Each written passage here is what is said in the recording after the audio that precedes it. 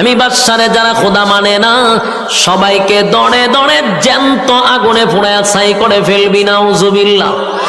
গর্ত খনন করিয়া গর্তের ভিতরে আগুন দড়াইয়া ওই গর্তের ভিতরে আগুন দাউ দাউ করে জ্বলতেছে, আর বাদশার ওয়ার্ডারে দেশের জনগণ গুলাকে জ্যান্ত দরে দরে ইডাল দিয়া দিয়া আগুনে জ্বালাইতেছে। জ্যান্ত মানুষগুলাকে আগুনে পোড়াইয়া ছাই করে ফেললো। আমি আপনাদের কাছে একটা প্রশ্ন করতে চাই, তারা কি অনেক আগে ঈমান আনছিল না সবে মাত্র আনছে? কথা কন্যা দি সবে মাত্র ঈমান আনছে রে। সবে মাত্র ঈমান আনার সাথে সাথে তাদের ঈমানের পরীক্ষাও চলে আসছে, আর তারা সবাই পরীক্ষায় উত্তীর্ণ হয়েছে। জোরে কোন সুবহান। আবু তালেব বলেন, ভাতিজা আমি যদি কালেমা পড়ি, ওই দেখ আবু জাহিল্লা বসা, আবু লাহাব বসা, মক্কার সব লোক বসা, কালেমা পড়া যদি মারা যায় সারা জীবন বলবে আবু তালেব মরণের সময় বাপ দাদার ধর্মের মধ্যে সুন কালিমাইরা মরছে। ভাতিজা রে, এই জন্য আমি পড়তে পারি না। আল্লাহর নবী বলেন, চাচা গো জোরে পড়তে হবে না, জোরে পড়ার প্রয়োজন নাই। আমি আপনার টুডের সঙ্গে আমার কান লাগায়া দিব, শুধু আপনার টুটটা লড়াইয়া খালি কান পর্যন্ত আওয়াজটা পৌঁছায়া দেন। একবার শুধু কালেমার আওয়াজটা টুট লড়াইয়া আমাকে বুঝায়া দেন। ওয়াদা দিলাম, ওয়াদা দিলাম, কিয়ামতের কঠিন ময়দানে আপনার চাচাকে ছাড়া আমি নবী জান্নাতে যাব না।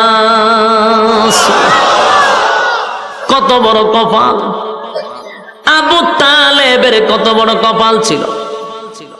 আবু তালেব এত বড় সুযোগ পাওয়ার পরেও, এত বড় একটা সুযোগ পাওয়ার পরেও আবু তালেব বলেন, ভাতিজা রে আমি তোমারে কলিজার থেকে মহব্বত করি, আর জীবন দিয়ে তোমারে ভালোবাসি, আমি তোমারে ভালো করে চিনি। তুমি যে পয়গম্বর সেটা আমি জানি, তুমি আল্লাহর পয়গম্বর আমি জানি রে ভাতিজা। তাই তো আমি তোমারে সন্তানের চেয়েও বেশি মহব্বত করছি। ভাতিজা শুধু এখানেই নয়, আমি আরো জানি তোমার কালেমা যদি আমি না পড়ি চিরস্থায়ী আমি জাহান্নামে যাব, সেটাও ভাতিজা আমি জানি। ভাতিজা আমি আরো জানি, আরো জানি তোমার কালেমা যদি আমি পড়ি আল্লাহ তুই জান্নাতে যাব, সেটাও জানি। সুবহানাল্লাহ। বলুন আবু তালেব জানতো কিনা দিন ধর্ম ইসলাম সঠিক, নবী পয়গম্বর সঠিক, কোরআন সঠিক, সব জানতো। এরপর আবু তালেব বলেন, আমি সব জানি কিন্তু আমি কালেমা পড়তে পারলাম না রে ভাতিজা। তোমারে মহব্বত করি, তারপরেও আমি কালেমা পড়ব না, কারণ আমি যদি কালেমা পড়ি সমাজের মানুষ সারা জীবন আমারে বলবে বাপ দাদার ধর্মের মধ্যে সুন কালি লাগাইছি, এটা বরদাস্ত করতে পারবো না। তাই আমি কালেমাটা পড়লাম না। আমি তোমার কালেমা না পড়িয়া তোমার আল্লাহর জাহান্নামটা বেছে নিলাম। নাউজুবিল্লাহ। হেদায়েত কি সবার কপালে তাহিল? কথা বল না দি, সবার কপালে হেদায়েত নাই। এখানে যে সবাই ওয়াজ শুনতে আসছে, সবাই কি হেদায়েত পাইব? কথা বল না দি, এরকম সবাই হেদায়েত পাইতো। বাংলাদেশে কত লক্ষ মাহফিল হয়, সব মানুষ আল্লাহর ওলি হয়ে যেত গা, ঠিক নেই? সারা দেশে খালি আল্লাহর ওলি থাকতো, বুজুর্গ হয়ে বইরা যেত গা। কিন্তু যত মাহফিল হচ্ছে মানুষ ভালো হইতে জানে, খারাপ হইতে যায় বেশি। খারাপের সংখ্যা কম না, ভালার সংখ্যা খুব কম, খারাপের সংখ্যাটাই বেশি। কেন? সবার কপালে হেদায়েত নাই। রাসূলের আপন চাচা যেই মহব্বত রাসূলকে করছে, নিজে না খাইয়া রাসূলকে খাওয়াইছে, জরায়া দইরা রাসূলকে ঘুমাইছে। এত মহব্বত আর এত ভালো, রাসূলের জন্য জীবন দিতেও প্রস্তুত ছিল। সেই চাচা কয় আমি জাহান্নামটা বাচ্চা নিছি। চিন্তা করছে? এই জন্য সবার কপালে হেদায়েত নেই, তকদিরে থাকতে হয়। তকদিরে না থাকলে করবেন কি? আল্লাহর নবীর সাথে সাথে এই কথা শোনার পরে চোখ দিয়ে পানি ছেড়ে দিছে। নবীর গাল মোবারক বেবে, দাড়ি মোবারক বেবে পানিগুলি পড়তেছে, অজরে নবী কাঁদতেছে। হায় রে, আমার চোখের সামনে আমার চাচা দুনিয়ার থেকে বিদায় হয়ে যাবে, কেমনে গো আমি বরদাস্ত করি। আল্লাহ সাথে সাথে তখন একটা আয়াত নাযিল করছে, ইন্নাকা লা তাহদি মান আহবাবতা ওয়ালাকিন্নাল্লাহা ইয়াহদি মান ইয়াশা। আয়াতে কারিমা নাযিল করে আল্লাহ বলে, নবী গো, আবু তালেব আপনার মহব্বতের চাচা হতে পারে, কলিজার টুকরা চাচা হতে পারে, তাই আপনি চাইলেই আবু তালেবকে হেদায়েত দিতে পারবেন না। আমি আল্লাহ আপনাকে হেদায়েতের দায়িত্ব দেই নাই। বলুন হেদায়েতের মালিক কে? দুনিয়ার কোন পীর ফকির হেদায়েত দিতে পারবে? নবী রাসূল? পৃথিবীর কোন নবী রাসূলের হাতে আল্লাহ হেদায়েত দেয় না। ইন্নাকা লা তাহদি মান আহবাবতা ওয়ালাকিন্নাল্লাহা ইয়াহদি মান ইয়াশা ওয়া হুয়া আ'লামু বিল মুহতাদিন। আমি চোখের পানি আপনি মুছে ফেলুন, আপনার মহব্বতের চাচা হতে পারে গো, কিন্তু আপনি চাইলেই আপনার চাচাকে আপনি হেদায়েত দিতে পারবেন না, কারণ আমি হেদায়েতের দায়িত্ব আপনার নবীকে দেই নাই গো নবী। আপনি যতই চেষ্টা করেন, আমি আল্লাহর সিদ্ধান্ত আবু তালেব রে হেদায়েত দিব না। আল্লাহ হেদায়েত দিবে না। রাসূল কান্দে, আল্লাহ আল্লাহ খাইন্দা লাভ নাই। আপনি যতই কান্দেন, আমি তারা হেদায়েত দিব না। কেন দিবে না? এটা লম্বা আলোচনা, আমার এই দিকে যাওয়ার উদ্দেশ্য না। যেটা বুঝাইতে চাচ্ছি, আবু তালেব মারা যাওয়ার পরেই শুরু হইল রাসূলের উপরে নির্যাতন। এতদিন তো সাহাবায়ে কেরামরে মারছে, এতদিন তো সাহাবায়ে কেরামদের উপরে নির্যাতন করছে, আর রাসূলের উপরে টাচ করার সাহস পাইছিল না।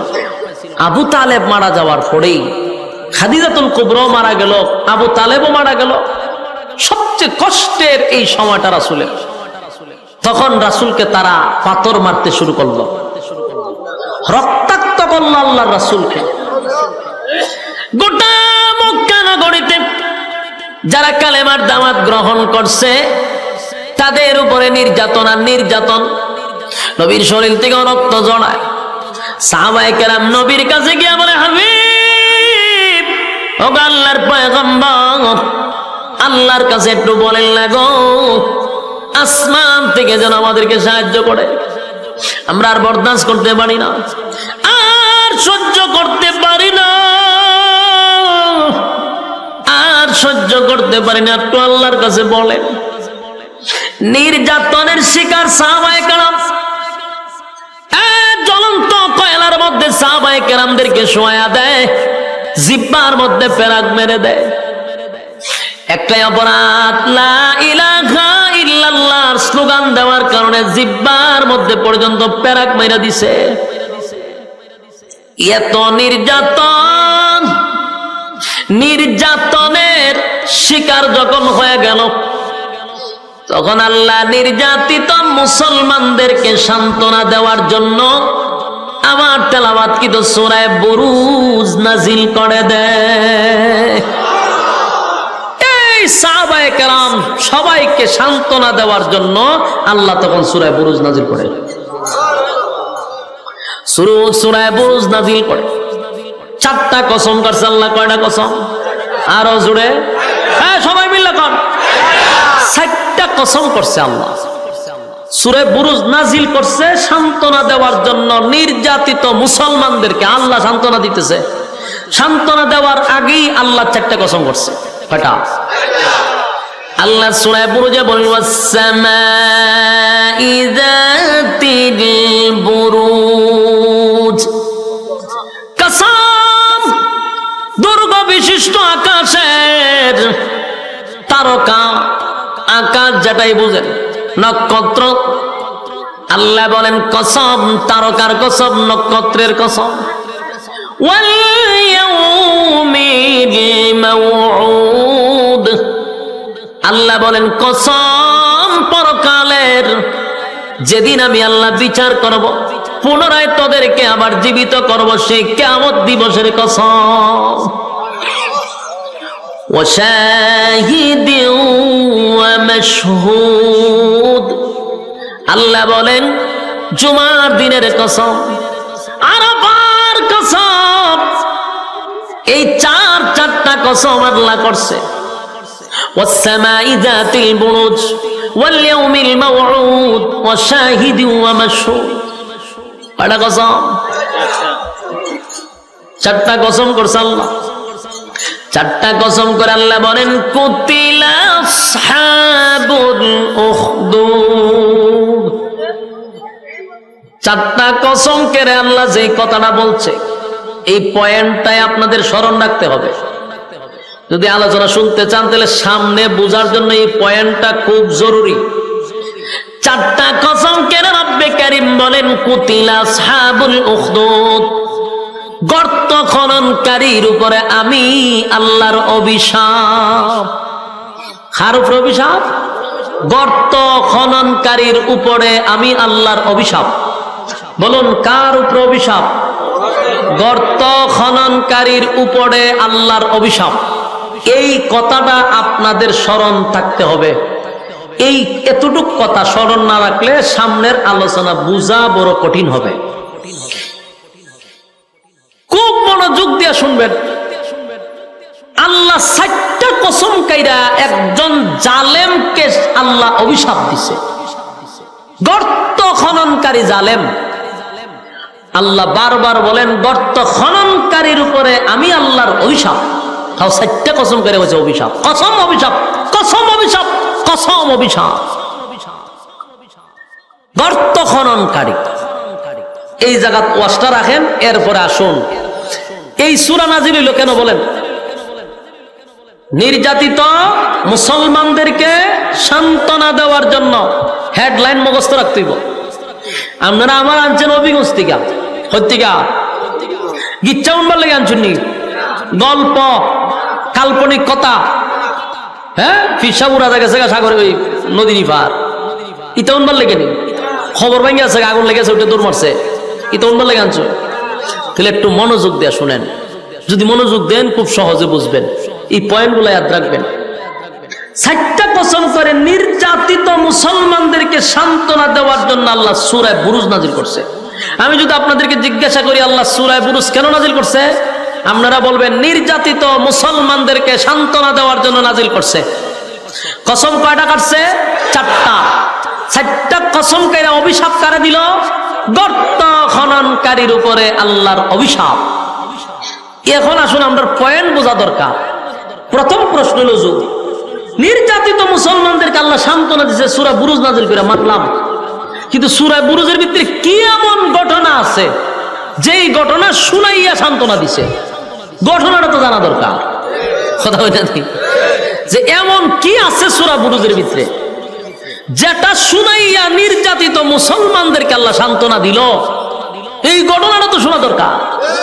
এই ঘটনাটাও কোনো গল্প নয়, কোনো গিচ্ছা নয়, তাফসীরের ভিতরে এই ঘটনাটা আল্লাহ উল্লেখ করছে। এই ঘটনাটা কি? রাসূল দুনিয়াতে আসার 90 বছর আগের ঘটনা। রাসূল দুনিয়াতে আসার কত বছর আগের ঘটনা? 90 বছর আগের ঘটনা। এই সময় রাসূল দুনিয়াতে নাই। এই 90 বছর আগের ঘটনাটা আল্লাহ সূরা বুরুজের ভিতরে ঢুকাইয়া তখনকার নির্যাতিত মুসলমানদেরকে সান্ত্বনা দিছে। এখন আপনাদের প্রশ্ন, 90 বছর আগে কি ঘটছিল? ঠিক না? 90 বছর আগে ঘটনাটা কিতা? 90 বছর আগে একটা ঘটনা ঘটছিল। 90 বছর আগে তখনকার সময়ে একজন জালেম শাসক ছিল।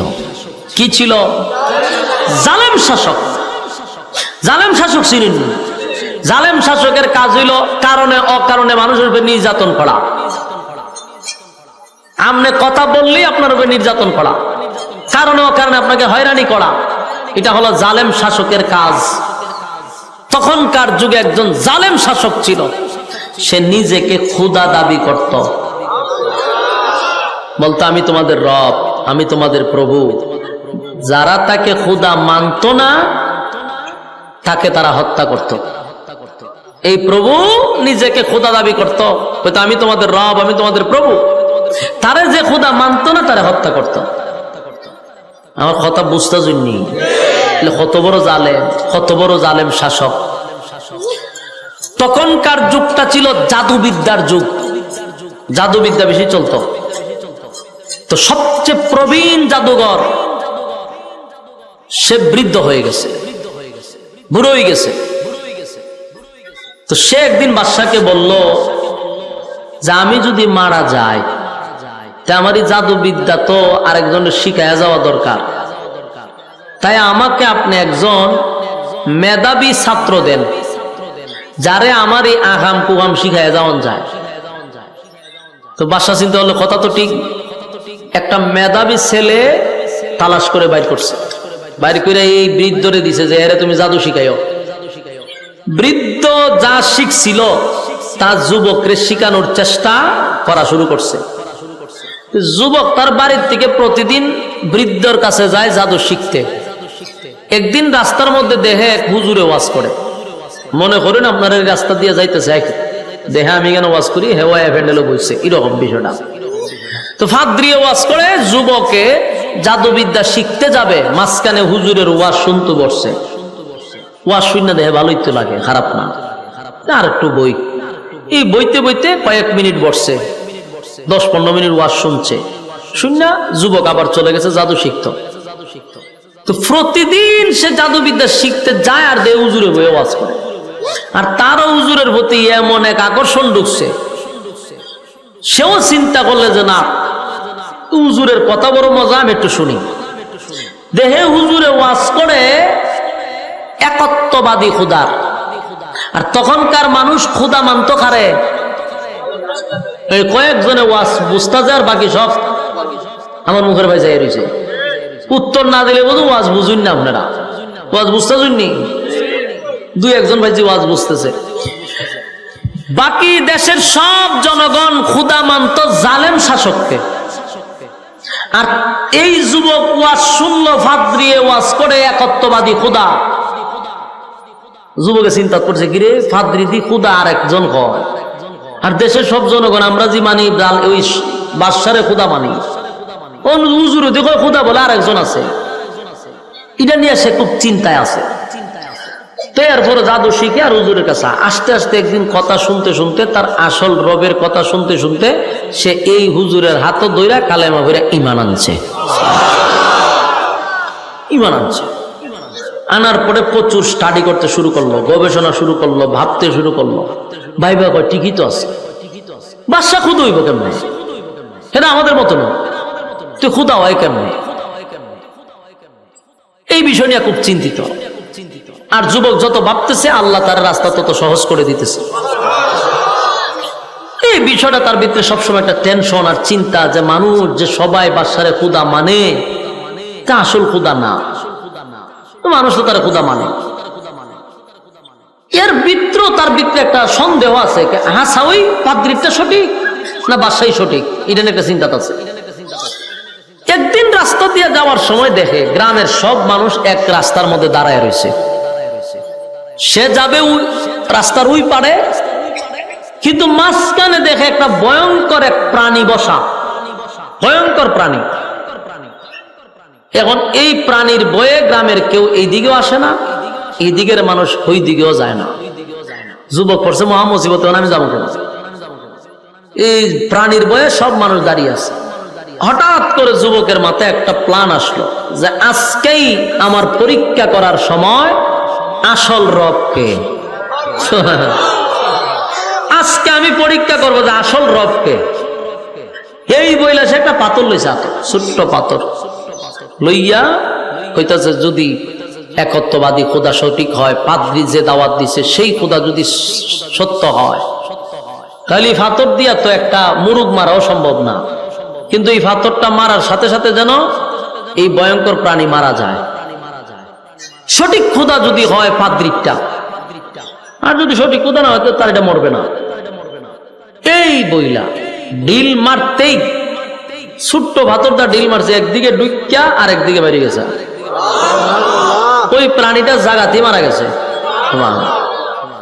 বলুন তো দেখি, যুবকের ইমানি জজবা বাড়ছে না কমছে? ইমানি জজবা বেড়ে গেছে। এখন তো যুবক কয় সর্বনাশ, তাহলে আমার টার্গেট ঠিকই আছে, খোদার পরিচয় পেয়ে গেছে। খোদার পরিচয় পেয়ে যুবক খুব খুশি, আমি আমার রবের পরিচয় পেয়ে গেছি। এতদিন এই বাদশাকে খোদা মানছি, হ্যাঁ কোনো খোদা টোদা না। দেশের মানুষও তারা খোদা মানতেছে, আসল রবের পরিচয় পেয়ে গেছি। যুবক এবার একটু ডংলিয়া পড়ছি আমিও। সম্মানিত সুধী, যুবক চিন্তিত। আমরা একটা কাজ করেন, বক্সে হালকা একটু ইকু দেন, বক্সে দেন। আপনি রিপিও কি কয়টারে মনিটরে দিয়েন না, মনিটরটা আমার কাছে তো, বক্সে দেন, হালকা দেন, শ্বাসটা না টানে। সম্মানিত সুধী, এখন এই যুবক তার ইমানি জজবা বাড়ছে। সে চিন্তা করলো আমি আসল রবের পরিচয় পাইছি। আমল শুরু করছে, ইবাদত শুরু করছে, রবের প্রতি তার যথেষ্ট পরিমাণ বিশ্বাস চলে আসছে, জান প্রাণ দিয়ে রবের গোলামি করা শুরু করছে।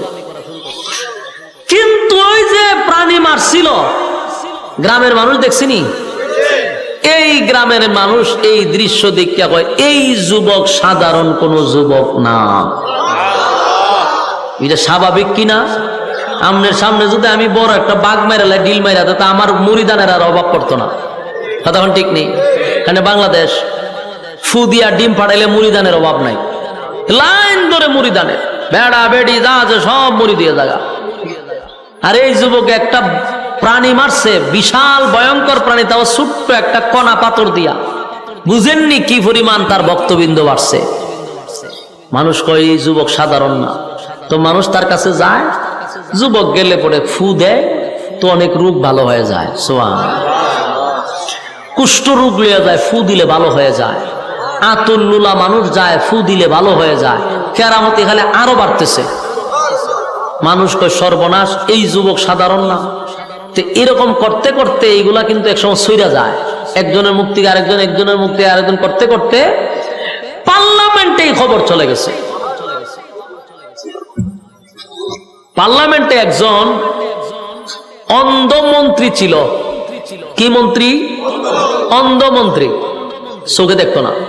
এই অন্ধ মন্ত্রীর খানে গিয়া মেসেজ গেছে যে কই মন্ত্রী সাহেব, সারা জীবন তো আর দুনিয়া দেখছেন না, অন্ধ মানুষ আপনি, আপনার চোখ ভালো হওয়ার একটা মেডিসিন পাইছে। অন্ধ মানুষ যদি উনি চোখ ভালো হইব, তার কত আনন্দ। জিগা কিভাবে?